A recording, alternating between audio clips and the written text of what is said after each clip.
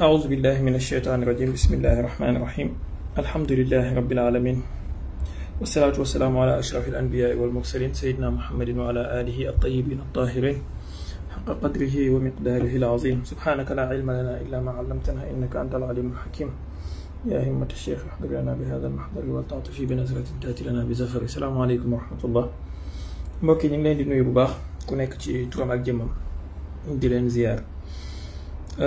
mbokk yi nekk ci daara ji di am yaakaar ne yéen a ngi gis écran bi c'est bon. waaw salaamaaleykum man dama xawoon génn waaw bu ñu ngi koy gis waaw. d'accord merci.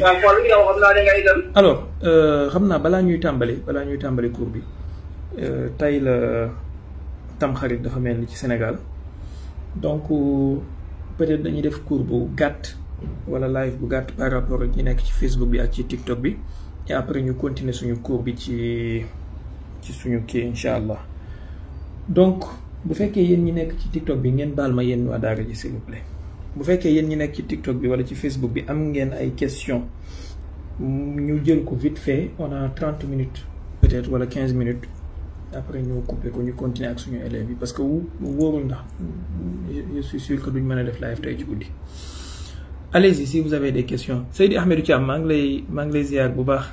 di yeesal sama ci fel ci yow maa ngi lay màggal bu wér alors recording stopped di ñaan yàlla mu may ñu fekkee ko déwén at mu bees dugg na ci lislaam yaakaar naa yéen ñëpp xam ngeen ne at mu bees mi commencé wul bisu Tamxarit waaye commencé na yaa de cela 10 jours c'est juste que bu Tamxarit jotee daanaka événement la bu ñuy yàgg féete ñu bari dañoo focaliser wu ba jàpp ne ci lay at mi di tàmbali yàlla na yàlla may ñu teewee ko ay at yu bari te def ko mu nekk atu naataange ak xéewal ak njub ak mucc ñeel ñu ci barke yonent bi sallallahu alayhi wa sallam barke baay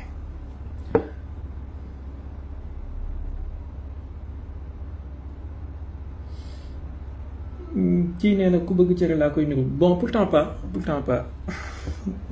pas trop hein je sais pas nekkuma ko bëgg lekk nekkuma ko gourmand trop bëgguma di jël poids pataale dangay gaaw a màgget rek baaxul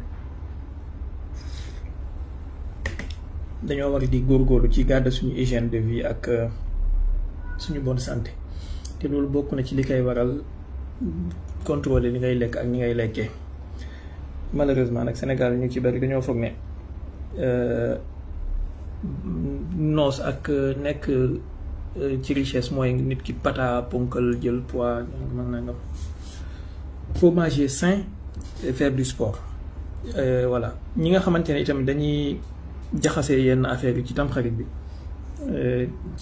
jël cere yeeg fii meew yi fii bon il faut voir daal li ngeen di lekk moo gën balaa nit ki di xëy di am problème ñu naan dañ koo liggéey wala dañ koo catu fekk la mu lekk démb ci guddi la wala na mu ko lekkee la woon donc il faut bien voir li ngeen di kii ni mu valable ci nit lambda yi noonu la valable ci sëriñ si ak kilifa yi ak yu mel noonu léeg-léeg da ngay gis kilifa goo xamante ne ñi ko wër duñ toppatoo li muy lekk ak naka la koy lekkee et très souvent ils ont des problèmes de santé bu ko defee ñu naan maqaama bi moo diis ak dafa bëri ay noon dafa nangam fekk waroon nañu mën a gën a contrôler sëriñ bi ba am sàmm ko daal ñu sakkanal ko sàmm ko kii nee na lan mooy waaw bon en tout cas am na yu dangereux ci lekk il faut ngeen bàyyi ko xel man du ma nutritionniste aw ma ci expérience trop aw ma ci xam-xam trop je veux dire mais daal il faut ñu bàyyi ko xel nit dangaa war di déglu sa yaram et tamit fasalu ahla zikri in kuntum la ta'lamun boo xamul nga laaj ñi nga xamante ne ni ñoom ñoo ci xam ndax baax na nga boolee aliment sangam ak aliment sangam lekk ko ci benn guddi ak tamit lekk ko ba pare dem tëdd ainsi de suite voilà ngeen bàyyi ko xel kii nee na sababu asbaabu ashura bon ashura bu fekkee sunnit nga yow ashura mooy bés bi nga xamante ne ci la yàlla maye woon mboolem xéewal yi ñu ci may yonent yi comme ni nga ko yàggee dégg ci la yàlla génne ba muccaloon yonentu yàlla Nuux ci gaalam nga ci la yàlla baaloon yonentu yàlla aadama, ci la yàlla muccaloon yonentu yàlla ibrahim ci safara si, ci la yàlla wéraloon yonentu yàlla ayuba, ci la yàlla muccaloon yonentu yàlla Moussa ci firawna ak banu Israël, ainsi de suite. Voilà, jusqu'à la fin de l'histoire. kon bis bu baax la, bis bu baax a woor la. ñu ne yonent bi sallallahu alayhi wa sallam ñëw na Medina fekk ay yahud di ko woor, mu laaj leen lu tax ñu koy woor. ñu ne ko tey la bis bii la yàlla muccaloon yonentu yàlla ibrahim, yonentu yàlla Moussa du moins ci firawna ak banu Israël. mu ne leen nahnu ahaqqu bi Moussa minkum. bu fekkee chiite nga nag doo sunnite,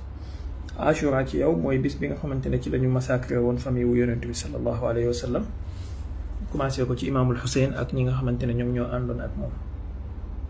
donc bisu naqar la, du bisu mbégte en fait, bisu naqar la, bisu jooy la, bisu kii la, bisu fàttaliku tristesse la. voilà, c'est bon. en tout cas ku nekk ak li nga ci bëgg a déggee rek, c'est selon. yaakaar naa def naa ci ay waxtaan il y a de cela des années. yaakaaruma ne jar na ma ci dellu siwaat ak ay détails. l'essentiel kenn ku nekk selon fa nga féetee jàppal li nga ci bëgg a jàpp ak li la ci doy. ñaari gisin yi daal moo ci am. ak ban question? Amine ñu bokk lépp. Petit revenu sur l'argent sur Karbala. Bon, ngeen baal ma sérieusement bëgguma di def redondance. maanaam chaque année am na ñuy waxtaanee Karbala chaque année. kasetu oustaz Moustapha Gueye, imam Moustapha Gueye yaa ngi fi radiyallahu anhu wa rahimahu. kasetu Serigne diw yaa ngi fi, kasetu oustaz diw a ngi fi. léegi toog ne da ngay waxtaanee waatee Karbala, lan ngay indi lu bees? lan ngay indiwaat, lan ngay waxaat lu bees? répétition. su dee par exemple man li may war a wax, su dee mënuma cee indi lu bees, wala mënumaa gis loo xamante ne dañ koo waxoon mu gàtt ma war koo yaatal, wala dañ koo waxoon mu gudd ma war koo tënk, wala dañ koo waxoon mu lënt ma war koo leeral, jàpp ma ne waxaat ko dina am solo en fait. l'essentiel daal mooy li ma ci waroon na wax naa ko ay années ci ginnaaw, et ñi ci war a wax itamit ñi ngi ciy wax ba léegi. am nañu ko wax il y a de cela des années aussi. je vois pas l'intérêt d'y revenir. mais daal ñaari côté yi la. côté bii ñoom jàpp nañ ne bisu mbégte la, bisu ñaan la, bisu nàngam la. côté bii jàpp nañ ne bisu naqar la, bisu jooy la, bisu nàngam la. et puis que chacun fasse sa propre religion sur la question. li ma jàpp mooy l'islam tey am na ay jullit ñoo xamante ne dañoo am culture martyrologie ba nga xamante ne ancré wu na ci ñoom muy chiite yi, te loolu am na influence bu mu def ci seen doxalin. am na ñoo xamante ne am nañ beneen culture, am na influence bi mu def ci seen doxalin, et on voit le résultat. voilà, maintenant ndax omeyyades yi ñoo ko inventé wala abbassides yi wala nangam, c'est une question historique que chacun na ci jàpp. yéen ñëpp xam ngeen li ma ci xam ngeen ci xam, peut-être à quelques détails près.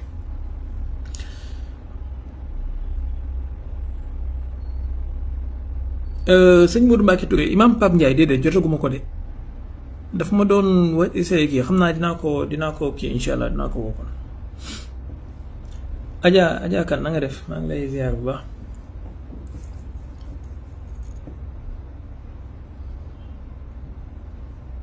nucléaire bu Sénégal de bon, est-ce que Sénégal soxla na am nucléaire?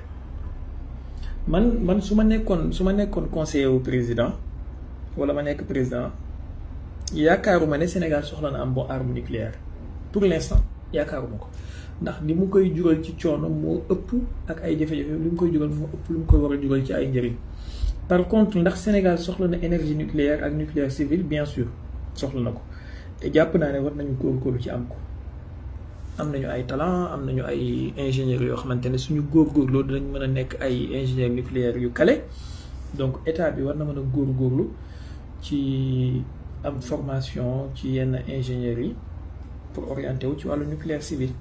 ndax fii ak quelques années ci kanam énergie yi ñuy soxla pour développement ak pour wàllu transformation ak wàllu industrialisation, énergie yi ñuy soxla dina bëri dina am doole ba nga xamante ne lu dul énergie nucléaire xëy na pour mu satisfaire ko dina jafe donc jàpp naa ne daal Sénégal soxla na énergie nucléaire civile voilà et surtout aussi ak wàllu fusion nucléaire nga xam ne am na ay réew yu ciy liggéey jamono ji lu mel ni Chine bi ak Iran ak France dans une certaine mesure donc jàpp naa ne Sénégal war na ci mën a góorgóorlu mooy affaire soleil artificiel yooyu ñuy wax ak yooyu noonu c'est une technologie boo xamante ne képp ku ko découvrir en premier di nga raw say maas ci ay génération mais ay bombe nucléaire moom wax dëgg yàlla jàpp ma ne soxla nañ ko en fait Sénégal fi mu toll nii ci wàllu militaire sur le plan militaire Sénégal li mu soxla mooy ay drone ak DCA bu baax défense anti-aérienne bu baax voilà parce que conflit yi am ci àdduna bi actuellement wan nañ ñu ne la guerre moderne est surtout faite par le moyen des drones low cost ak DCA high tech te pour loolu nag Sénégal il faut mu am ay kii yu baax ay partenaires yu fiable voilà mais tamit ñuy jël en compte suñuy bokk daara ji baal leen ma ci parenthèse bi mais damay pare ak ñoom comme ça ñu mën a jàng tey sama cours kii bi du ma ko mayee ci gratuite donc il faut ñu jël en compte itam paramètres yi nga xamante ne moom mooy am ci suñuy partenaires seeni intérêt géopolitique ak yooyu on a vu le résultat ci diggante Iran ak Russie ñëpp jàppoon nañ ne Iran su nekkee ci guerre ak Israël Russie dana ñëw jàppale ko nangam ak nangam on a vu que ça s'est pas passé comme ça man en tout cas bokkuma woon ci ñu amoon illusion boobu que ne Russie dana jógee fa la ñëw jàppale Iran ndax xam naa ne Russie am na ay contraintes yu koy téye yuy war a téye pour mu jàppale Iran voilà maintenant ceci dit la guerre n'est pas terminée guerre bu jeexul dañoo juste nekk ci pause parce que Israël dooleem dafa commencé woon a wàññeeku donc ñu soxla woon pause pour mën a reconstituer waat seeni force pour mën a attaquer waat à nouveau mais seetaan leen danañu attaquer waat day yàgg wala mu jege mais danañu créer waat yeneen raisons yi war a tax ñu attaquer waat Iran et diggante bi su ci iranien yu góorgóorlu ba def seen test nucléaire ci diggante bi j'ai bien peur que dina am ay conséquences yu gravissimes man personnellement jàpp naa ne Iran lenn kese moo mën a sauver sa survie mooy mu annoncer sa capacité d'un pays doté voilà maanaam sa capacité nucléaire mais leneen lu dul loolu lu ñu mënti def guddal jël lay doon dañ ko repousser rek mais ça va revenir tôt ou tard parce que ñi nga xamante ne ñoom la ñu jàkkaar loolu amul lu leen di doy lu dul changement de régime te pour mucc ci changement de régime boobu noonu am arme nucléaire kese moo leen di mën a sauver voilà. Y a-t-il d'autres questions? Sénégal de cere tam xarit cere tam xarit kay boobu arme nucléaire la ci Sénégal li yàlla xam doy na Sénégal. bu fekkee yeneen question am na ñu jël vite fait ma dagg aussi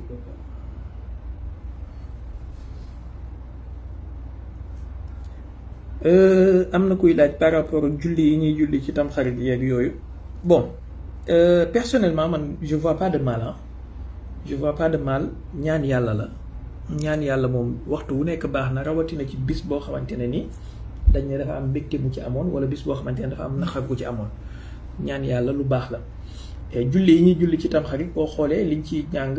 ay xasbunallahu xasbi allahu wa ni'mal wakil ni'mal mawla wa ni'mal nasir subhanallahi milul mizan wa muntaha al mizan wa muntaha al ilmi wa balagha rida wa zinat al arsh la malja wala manja min allah illa ilayhi subhanallahi adada ash-shaf'i wal watri wa adada kalimati llahi tammati kulliha as'aluka as-salamata bi rahmatika ya arhamar rahimin wa huwa hasbi wa ni'mal wakil ni'mal mawla wa ni'mal nasir wax dëgg yàlla je vois pas de mal en cela man dama koy def voilà bu leen di tengal diine en tout cas bu leen di tengal diine ay omeyyades yi ñoo créé lii kon ñaan ci yàlla dafa xaram non xanaa sax benn jour mës naa ko wax sama benn xaritu chiite ñu doon waxtaan mu naan ma omeyyades yi ñoom ñoo créé tam xarit donc baaxul liñ ciy def nii ci ay fête ak nangam ak nangam ma ne ko mais raison de plus bu fekkee Omeyyades yi ñoo ko créé mu nekk bisu naqar ak bisu musiba ak nangam raison de plus nga war a xëy ñaan yàlla mu musal la ci naqar boobu noonu am ci bés bi ak musiba boobu di ci wàcc. parce que man jàpp naa ne naqar ak musiba weesuwul bés bi yàlla seetaanee ci xikmaam ñu massacrer famille wu yonentu musiba weesuwul loolu ci kaw suuf en fait maanaam yàlla wàccewul musiba ci àdduna musiba gu weesu bis bi yonentu bi génnee àdduna comme ni nga xamee ne yàlla wàccewul musiba ci àdduna musiba bu weesu bis bi ñu massacrer famille yonentu bi léegi bis boobu noonu bu dellu si waatee nga toog ñaan yàlla pour mu musal la ci musiba yi mu ci wàccee ak balaa yeeg yaa nga mag nangam kay loolu dara nekku ci wax dëgg yàlla je trouve voilà en tout cas ku ko mën a def ko ku ko mën a def ko personnellement man dama koy def voilà sans tenir compte nag ci yeneen considération loolu beneen affaire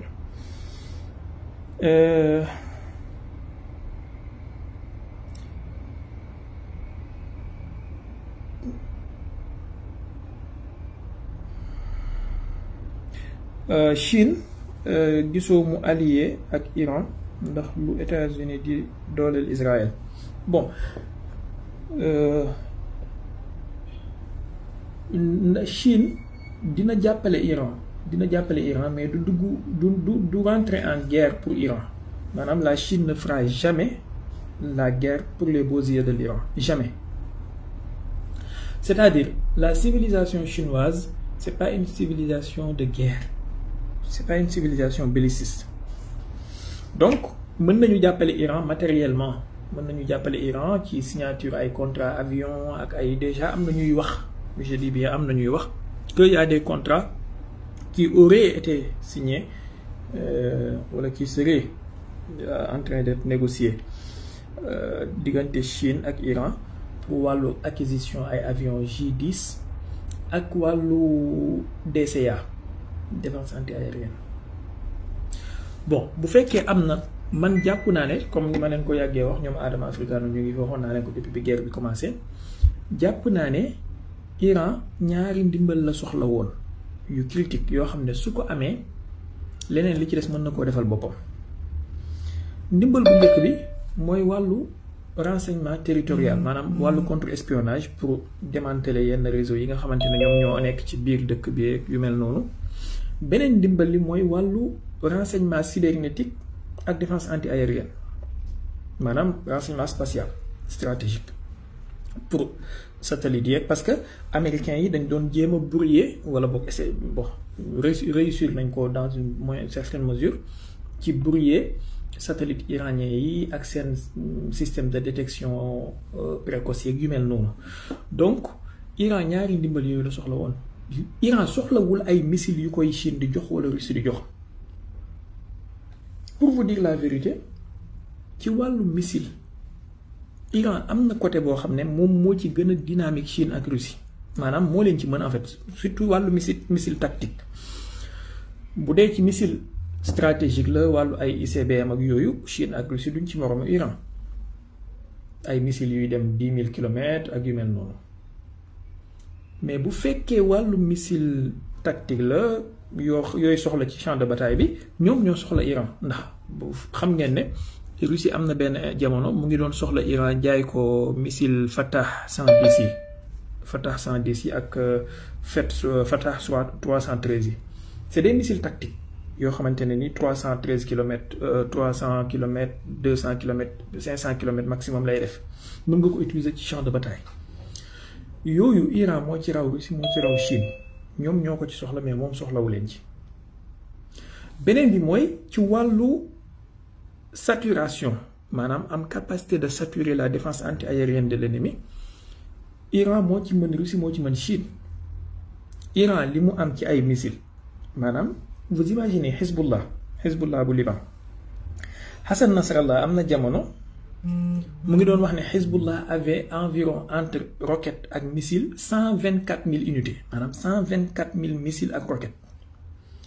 vous imaginez li Iran war a am kon vous imaginez tandis que ñaari dëkk yële muy Russie ak Chine ñoom fi ñu gënee fort Iran mooy ci wàllu satellite mooy renseignement stratégique ak cybernétique ak ci wàllu contre espionnage. Donc Iran su amoon ñaari ndimbal yooyu ak DCA défense anti-aérienne Iran su amoon ñaari ndimbal yooyu li ci des moom mën na koo lijjantil boppam parce que l'Iran n'a pas besoin de la Russie pour donner à Israël une énorme raclée. Je m'excuse du terme, mais on a vu tous que Iran transformé na dôme de fer Israël bi en un dôme de carton sans l'aide de la Russie ni de la Chine. Voilà, iranien yi wax dëgg yàlla ay jàmbaar lañu sauf que dañoo am ay alliés yoo xamante ne dañoo am yeneen contrainte yu leen jàpp yu tax mënuñ woon a jàppale Iran ni mu waree. Maintenant Chine man jàpp naa d'après certaines informations yi ma am ni Chine jàppale Iran ci conflit bii nii Russie jàppale wu ko Iran ndax au moins Chine am na ay pièces détachées ak ay pièces de rechange yu mu indil Iran ci yu Iran doon soxla ci yenn missiles yi ak yenn système de guidage yi Russie defu ko ci conflit bi génn laa wax nag conflit du jour yi. Maintenant sur le plan économique la Chine dafay xaw a am benn position bu délicate ndax Iran moom mooy fournir Russie 40% ci pétrole Iran mooy fournir Chine 40% ci pétrole bi Chine di utiliser donc Chine du bëgg Iran fermer détroit d'Ormuz bi parce que ça y va de son intérêt économique voilà waaye tamit Chine li muy échanger ak États-Unis c'est l'ordre de 600 voire 700 milliards de dollars maanaam Chine du sacrifier relation ak États-Unis pour les beaux yeux de l'Iran aussi du ko def. Maintenant am na ñuy wax que ne Poutine dafa proposer Iran pour collaboration ci wàllu défense anti-aérienne iranien yi bañ Poutine moom ci boppam wax na loolu mais il faut d'abord man personnellement bi ma déggee mu wax loolu la première chose bi ma laaj sama bopp mooy yan terme la imposer Iran ba tax wala yan terme le proposer Iran ba tax Iran refusé loolu yan terme parce que bul ñëw rek nañu proposer nga iranien yi système de défense ñu bañ comme si que iranien yi ñoom ñoo bëggul sa ndimbal mën na nekk dëgg mais tamit mën na nekk la ci ginnaaw dëgg c'est-à-dire mën na nekk de dañ leen a proposer ay termes yoo xamante ne ñoom arrangé wu leen est-ce que wax nga ñu termes yooyu yan la ak yan condition nga leen kii proposer ba tax ñu bañ ko donc il se peut que la Russie dañoo bëggoon na imposer ay conditions yoo xamante ne c'était inacceptable pour les Iraniens loolu benn possibilité la beneen possibilité bi mooy il se peut que Iraniens yi am nañu fierté nationale bëgguñu dara lu tënk seeni capacité ba bis bu ñu nekkee ci conflit kenn du leen wax lii ngeen war a def ak lii ngeen war a def donc ñu mën a am liberté de manœuvrer tax ñu bañ dara lu leen contraindre ñetteeli kii bi mooy il se peut que aussi seen président bi nekk fii dama yàgg a wax ay mbiram ak li ma jaaxal ci ay mbiram il se peut que voilà ils ont refusé ça volontairement juste pour permettre à Israël de dominer Iran yooyu yëpp yu mën a nekk la maintenant Russie comme ni ma leen ko waxee Iran yàgg naa bëgg jënd ay avion Russie di ko blader loo du benn du ñaar voilà ndax dafa am yeneen contrainte yu war a tax wala yu tax Russie mënul jàppale Iran nu mu waree. Allez-y si vous avez d'autres questions allez-y bu fekkee beneen question am na. Si vous me permettez j'ai une question, est-ce que Dieu a prié sur le prophète Abraham ndax yàlla julli na ci yonent yàlla Ibrahim? Bon am na ci alxuraan fu ñu yàlla wax ci yonent yàlla Ibrahim salaamun ala Ibrahim. Bu fekkee loolu julli lañ koy mën a tekkee maanaam prière de Dieu lañ koy mën a tekkee mën nañ koo firee ne yàlla julli na ci moom salaamun ala Ibrahim kadhalika najzil muhsinin aja.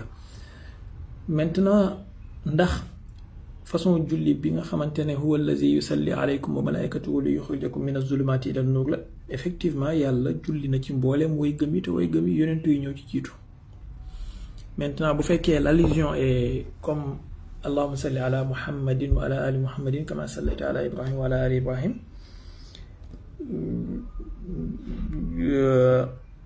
tajalli bi yàlla def ci xaqiqatul muhammadiya ak tëbb gi yàlla def ci xaqiqatul muhammadiya amul ci beneen yonent wala ci beneen feeñ waaye bu mu ko def ci jaamam yi. Donc kama sallayta boobu tashbih la rek ngir ta'addub waaye du tashbih ngir ne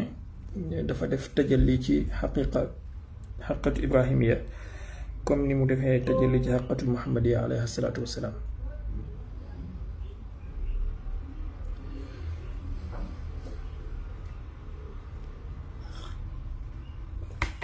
kii nee na dafa mel ni question bi am na solo. Président Sénégal dem Amérique, bon demuk Diomaye Faye Amérique warul yàq dara ci relation Sénégal ak les pays du BRICS ndax c'est tout à fait normal Diomaye dem Amérique. Man je suis pour que président Sénégal ubbi ay relation ak mboolem dëkk yi. Lenn rek laa bëgg te lenn laay ñaan mooy koo mënti jëflanteel na nga garder sa souveraineté. Voilà, mais jëflanteel ak américains yi jëflanteel ak israéliens yi jëflanteel ak russes yi jëflanteel ak chinois yi pourquoi pas. Sénégal dëkk la boo xamante ne amul doole dafa soxla ndimbal, donc fu mu mën a jëlee ndimbal man duma ci critiquer sama réew. Voilà, bu fekkee xam na la fay intérêt waaye nag am na ay équilibre yoo xamante ne daf ko war a éviter. Par exemple Sénégal warul reconnaître Taïwan wala mu immiscé wu ci problème mu Taïwan ak Chine. Kenn du jëndee Taïwan ak Chine maanaam rafetoo ak Taïwan warul tax nga yàqu ak Chine, je veux dire. ñaareel bi rafetoo ak Israël warul tax nga yàqu ak Iran. lii moom wax dëgg yàlla c'est ma position personnelle. warul tax nga yàqu ak Iran parce que la nation iranienne li muy formé ci ay ingénieurs Sénégal loolu la gën a soxla plutôt que li ko Israël mën a jox ci technologie wala yu mel noonu. maanaam Iran tey bokk na ci dëkk yi ëpp lu ñuy formé ci ingénieur ci année bi ci nombre ak ci proportion seen population. Proportionnellement ak seen population Iran moom mooy 3e pays buy formé nombre d'ingénieurs ci àdduna bi annuellement. ci nombre mooy 4e pays peut-être xëy na Chine ngay wax, Inde, Russie, après Iran wala boog peut-être États-Unis. Voilà, donc Sénégal jéem a surtout ingénieur ci wàllu technique ak ingénieur industriel maanaam les Iraniens dañoo bokk ci ñi gën a kale ci àdduna bi ci domaine boobu. Kon Sénégal jëflanteeg ñoom ci domaine boobu moo gën fuuf muy neexoo ak Israël ba yàqu ak ñoom waaye nag mën na am lu mu jëriñoo Israël bu fekkee ne loolu du ko yóbbee mu sacrifier sa souveraineté, comme ni nga xamee ne mën na am lu mu jëriñoo ci États-Unis bu fekkee loolu du ko yóbbee mu yàqu ak yeneen dëkk yi. Quant à sommet BRICS bi am ci weer bi ñu nekk ni man je trouve que y a quelque chose qui cloche en fait, parce que apparemment d'après ce que j'ai compris président chinois bi du dem. Ça serait une première depuis 2013 président chinois bi teewul ci sommet BRICS bu fekkee demul. Ça serait une première. ñaareel bi mooy Poutine du dem, Sergei Lavrov mooy dem. Bon, le Brésil ak Lula c'est un peu différent ak Brésil ak Bolsonaro. Voilà, maanaam sur le plan géopolitique laa bëgg a waxuma sur le plan économique et tout, c'est un peu différent. Équilibre bi BRICS yi nekk di jouer actuellement c'est une construction bu nekk en difficulté ndax dafa am ay intérêts yu opposés yu bari. Inde bëgguñu BRICS jël benn virage bu trop radical, trop opposé à l'Occident. Donc ils essayent toujours de garder benn genre équilibre par rapport aux Occidentaux yi. Inde dafay opposé veto wam bu Pakistan bëggee dugg ci BRICS. Brésil dafa opposé woon veto bi Venezuela bëggee dugg ci BRICS. Arabie Saoudite mu ngi ci bayna moom itamit ba léegi. Donc vous voyez qu'il y a des complications yoo xamante ne c'est pas tout rose comme niñ ko foogee. En tout cas mën nañu wax ci BRICS si vous le voulez mën nañ ci yaatal inshallah. Mais en tout cas c'est pas comme les gens l'imaginent. Man je trouve que l'hégémon maanaam l'empire fexe na ba infiltrer ces organisations là à travers yenn dirigeants yi pour jéem a xëpp ci cere ji suuf à chaque fois. Parce que buñ jëlee benn résolution bu war a tourner mbir yi radicalement, y a les Indiens qui s'y opposent wala les Brésiliens. Ce sont des pays fondateurs, des membres fondateurs. Donc duñ leen mën a teggi noonu def lu leen neex. Voilà.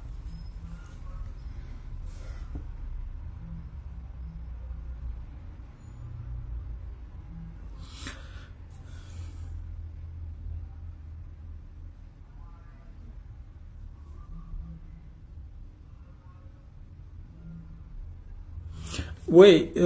sëñ Fadel si maa ngi lay ziar bu baax. Non mais Israël ak occidentaux yi Iran jox na leen leçon boo xam ne ba àdduna tukki duñ ko fàtte. Je vous avais dit bi guerre bi di commencer ñoom lan la à quoi ils s'attendaient. maa ngi dégg yenn analystes yi surtout ci Sénégal di wax naan Israël moo gagné maanaam képp kuy wax ni Israël moo gagné guerre bi amoon mooy ne xamoo wax dëgg yàlla tu yow jéggal nañ la pour ngay def ay analyse ci géopolitique jéggal nañ la en fait tu dois te déclarer forfait. Israël bi muy dugg ci guerre bi dafa am ay objectifs yu mu amoon ay but de guerre am yooyu atteindre ci benn léegi comment tu peux gagner une guerre bu fekkee sa but de guerre yi nga tegaloon sa bopp atteindre ci benn. Israël dafa bëggoon changement de régime iranien bi bon régime entre guillemets l'état iranien dafa gën a consolider wu. Israël dafa bëggoon démanteler le programme nucléaire am nañu 400 wala 500 kilos uranium enrichi à 60% yoo xam ne xamuñ fu mu nekk. Et d'après frappe yi ñu def yépp amul benn radiation amul benn kii bu am buy wane ne touché nañ ay installation yu critique maanaam une installation nucléaire bu fekkee ne touché nga ko comme il faut touché nga ay réacteurs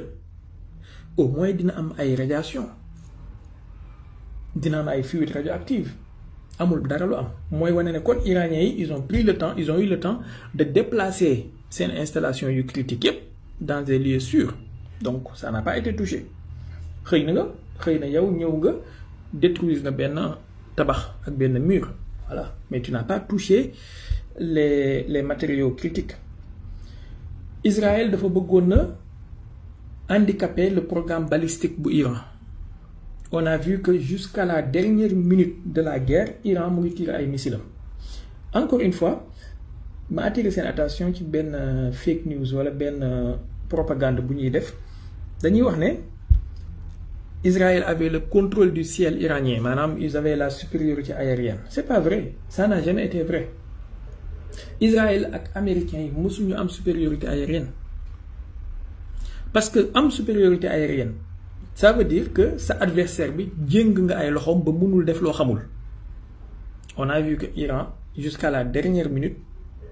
ay bëccëg sax la wala subateel la daan dóor ay missiles. Si tu avais une supériorité aérienne ça n'aurait pas été possible parce que doon nga neutraliser bu boobaa site de lancement yeeg véhicule de lancement yi balaa ñuy lancer seeni missiles. Voilà ñetteel bi mooy Israël am na loo xamante ne ci centre de gravité am la bokkoon lu vaciller. Premier bi mooy wàllu défense anti-aérienne maanaam le mythe d'intouchabilité du territoire israélien s'est effondré complètement. ñaareel bi li ñu doon def ñoom yeneen dëkk nga xam ne ci télé rek lañ ko daan gis wala ci internet ñoom dund nañ ko mooy des destructions dans leur ville.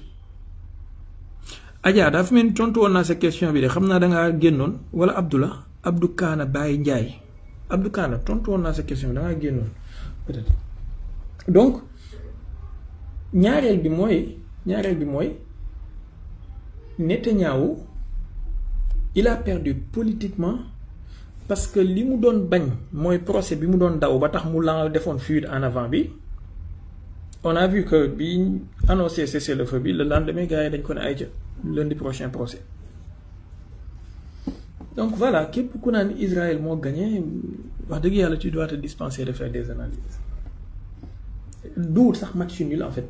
Israël a attaqué pensant que américains yi danañ ñëw dugg ci guerre bi avec force ñu def changement de régime. Tout le nu mu tëddi seen yaakaar ak seen li ñu doon miser yépp ça a échoué. Voilà ñi ñu bëggoon na assassiner décapitation yi ñu bëggoon def yépp réussir wuñ ko. Am na nag un certain nombre yu ñu réussir yoo xam ne ni ça wax dëgg yàlla lu metti la surtout général Hajizada bi iranien yi perte lu metti la. Beneen question am na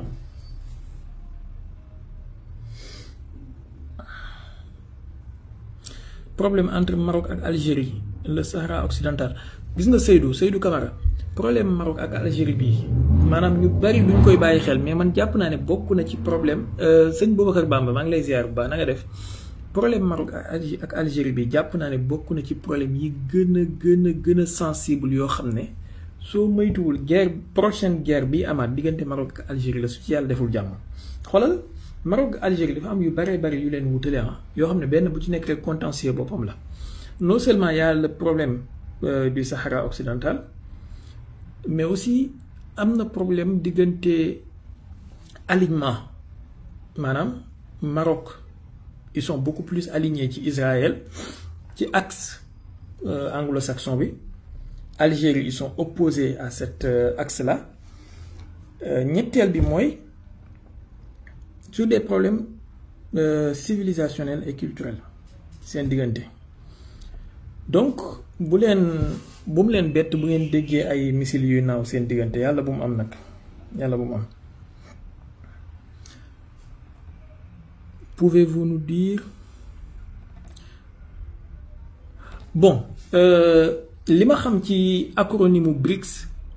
Banque mondiale ak FMI dans les années 2000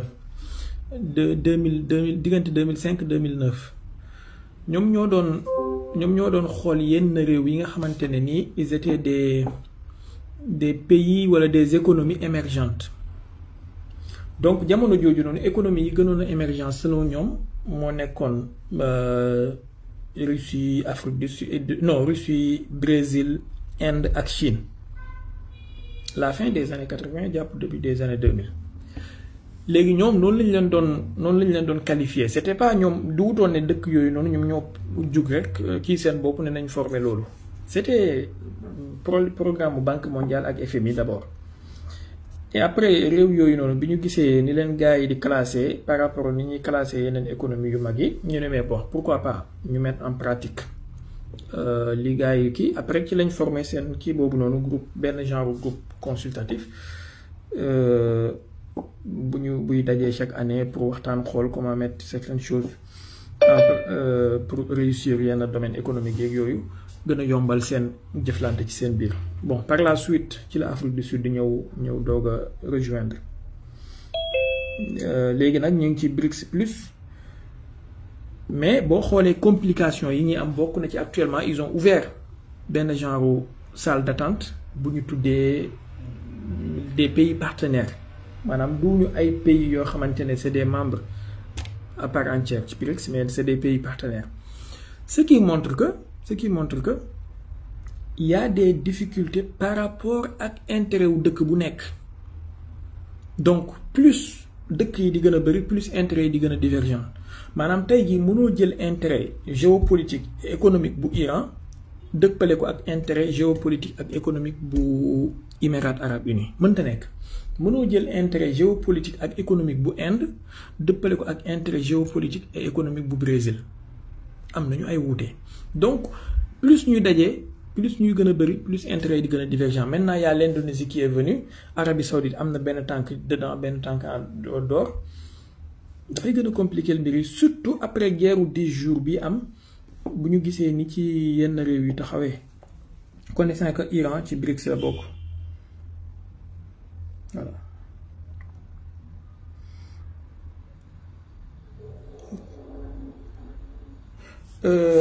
Qu'est-ce que je pense ci ministre allemand bi mu wax ci wàllu arme nucléaire? Bon,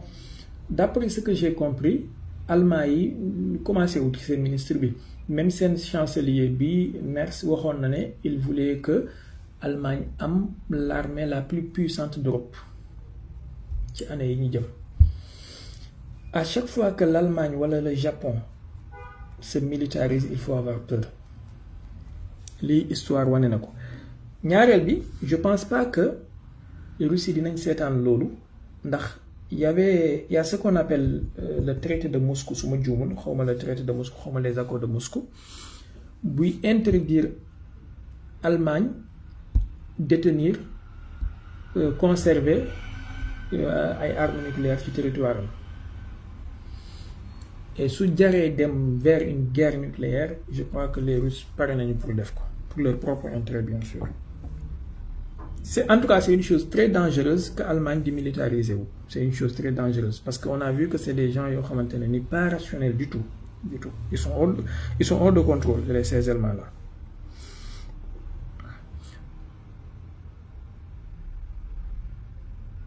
Lan mooy arrache ak lan mooy cousu yi sëñ kii yow moom tey da nga ñuy laaj ay laaj yu kii ñun ñu ngi wax ci géopolitique nga ñuy laaj ay ñi bëgg a dugg ci alminhaj maa ngi gis dafa mel ni bëgg bàyyi mën nga ma envoyer message ci TikTok bi après dinaa la kii incha allah dinaa la indiquer. C'est bon bu fekkee beneen question amul ñu couper live bi ñu ma continuer ak sama kii ci daara bu dee question am na ñu mbokki daara ji maa ngi leen di jéggalu de.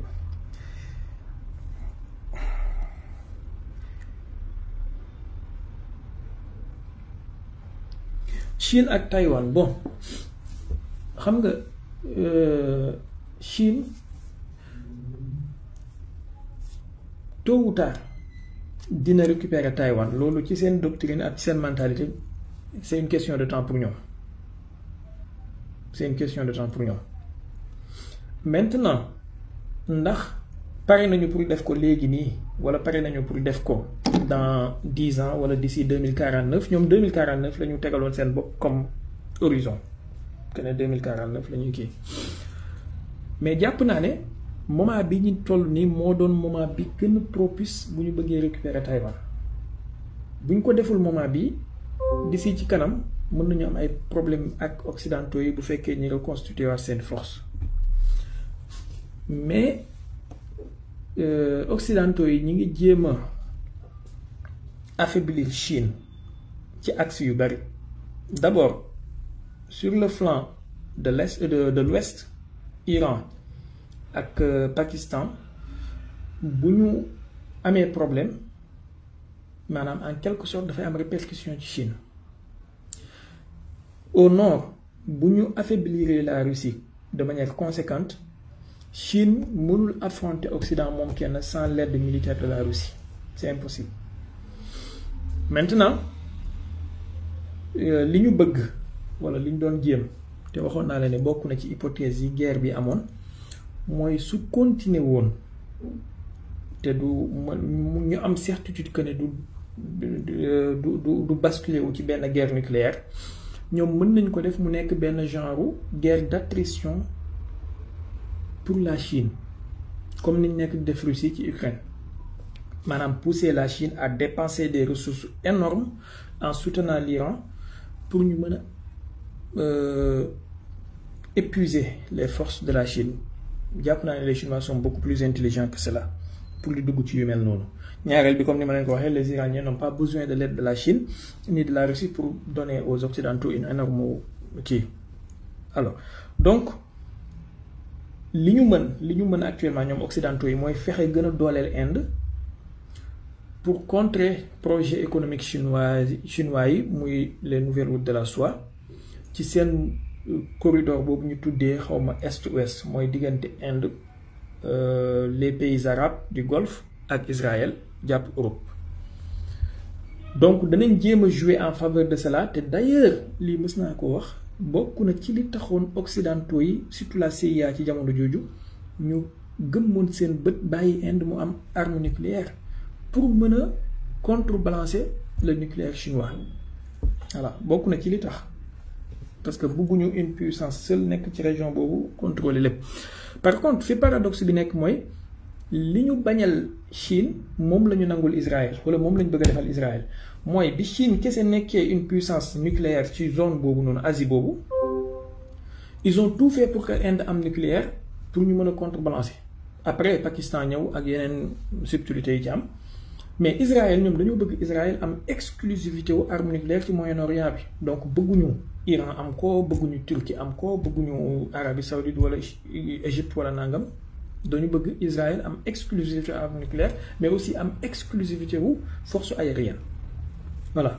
moo xam muy seen avion d'ailleurs bu ngeen suivre information ñaari fan yi am na ay congressman américain yu commencé di soulever l'idée que dañu war a dugal projet de loi ci congrès bi pour ñu voter que États-Unis fournir Israël ay B2 Sprint mooy yi ñu bombardé yi ñu utiliser bi ñuy bombarder Iran je pense que ça sera une très grave erreur.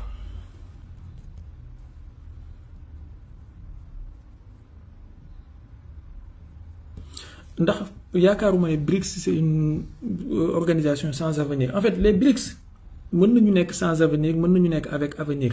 mais dans une certaine condition par exemple man personnellement je suis un peu dubitatif ci méthode bi les BRICS di doxee xoolal isa kunta fi amrin fa kun fii boo nekkee ci dara nekk ci mënoon ne yow ce que je trouve un peu paradoxal ci cette méthode mooy tu peux pas venir prétendre que da nga nekk contre l'hégémonie américaine contre l'unipolarité contre nangam ba pare tout le temps tu joues le jeu de cet hégémon là tout le temps tu joues le jeu de cet ordre là ordre mondial boobu noonu maanaam soit tu es contre l'unipolarité boobu noonu da nga bëgg a imposer dara il faut le faire de manière radicale et il faut oser nommer l'ennemi. Par exemple en Ukraine soo jëlee Ukraine ñëpp xam nañ ne c'est une guerre de l'Occident contre la Russie sur le territoire ukrainien mais tu vois que l'élite russe il suffit que Trump ñëw au pouvoir mais ils ont complètement changé de discours en dépeignant Trump comme benn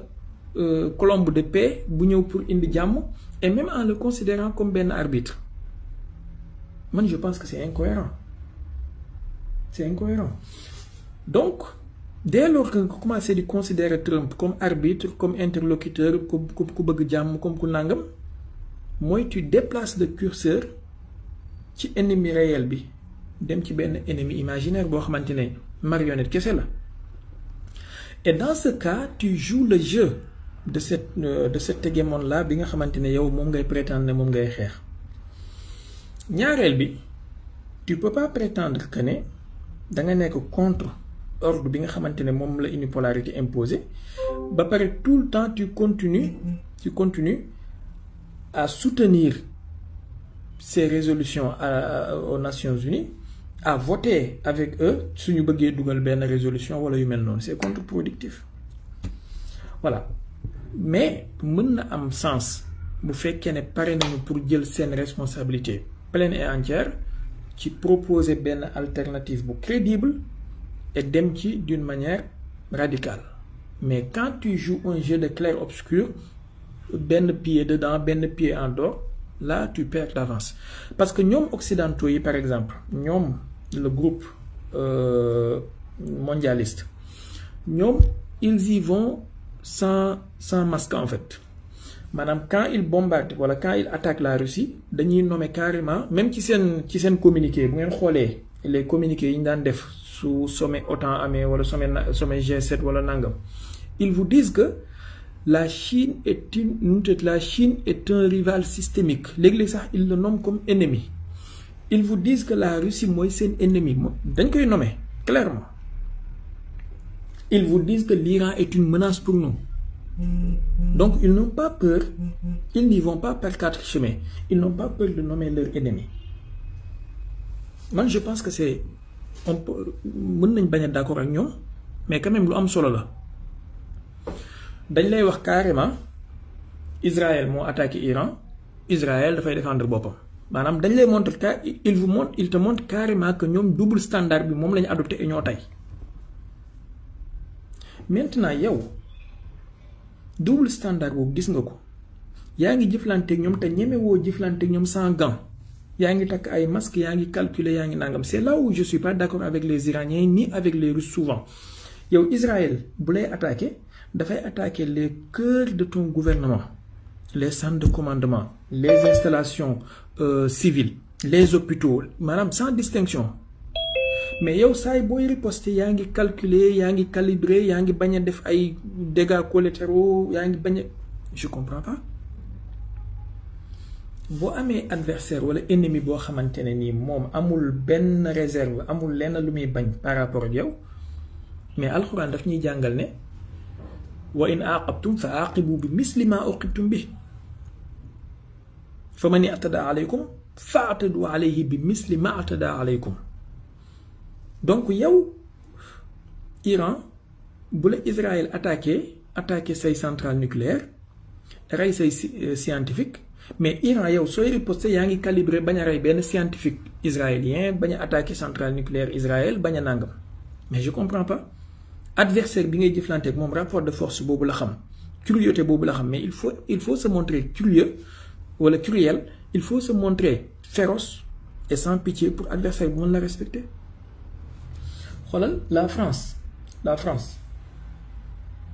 jamono bi Iran di guerre ak Irak dans les années 80 ñëpp xam nañ ne occidentaux yi ak pays arabes yi ñoo armé woon Irak pour mu attaquer Iran pour daaneel projet révolutionnaire bi Iran amoon, cette révolution naissante. Il y a eu un moment boo xam ne France seen porte-avions bi yaakaar naa jamono jooju Clémenceau la woon, pas Charles de Gaulle bi ñu am léegi. Seen porte-avions bi lañ jël, ils ont juste changé le drapeau def ci drapeau irakien. Ils faisaient voler leur avion pour bombarder Iran avec un drapeau irakien là-dessus. Ñaareel bi Irak di bombarder Iran avec des gaz moutarde, gaz serin, gaz nangam, armes chimiques yooyu noonu occidentaux yi ñoo ko fourniroon Saddam Hussein. Léegi iraniens yi bi ñuy riposter ils ont été dans des ripostes asymétriques. Léegi yow dem nga ba tollu ci croisée des chemins, am nga capacité mën a defar ay missiles balistiques yuy dem ci portée yu gudd, mais tu vois ci doctrine yu iranien yi dañ lay wax ne politiquement ils limitent la portée de leurs missiles à 2000 km. Ils ont choisi cela. Man je gisuma lu war a justifier choix boobu.